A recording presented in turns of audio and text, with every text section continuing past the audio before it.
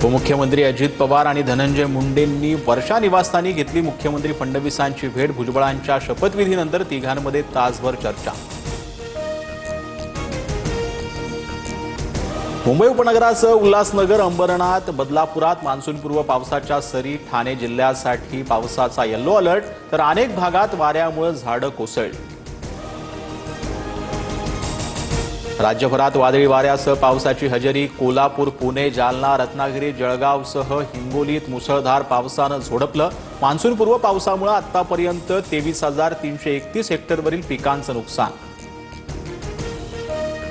पुण्यात अनेक सखोल भागात पाणी साचल्यानं नागरिकांची तारांबळ। शहरासह जिल्ह्याला ऑरेंज अलर्ट जारी। वादळी वाऱ्यामुळे 3 ठिकाणी होर्डिंग कोसळून दुर्घटना।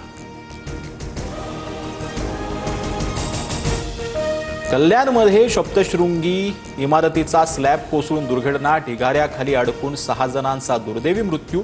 उर्वरित 6 जणांना वाचवण्यात यश।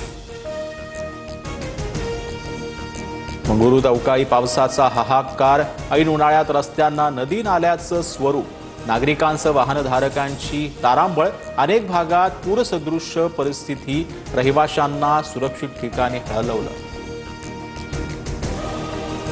लष्कर-ए तैयबाचा सहसंस्थापक आमिर हमजा गंभीर जखमी। लाहोरच्या रुग्णालयात हमजावर उपचार सुरू। पाकिस्तानात मागील 3 महिन्यात 3 दहशतवाद्यांचा खात्मा। अज्ञातांचा पुढचा टार्गेट आमिर हमजा अशी चर्चा। पाकिस्तानातल्या 1 कोटीहून जास्त जनतेवर अन्न संकट। संयुक्त राष्ट्रसंघाचा पाकिस्तानबाबत नवीन रिपोर्ट। सिंध, बलुचिस्तान, खैबर पख्तूनमध्ये अन्न संकट।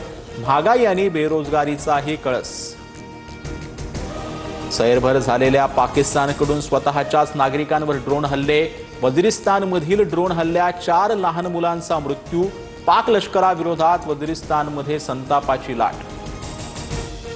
पहलगाम हल्ल्या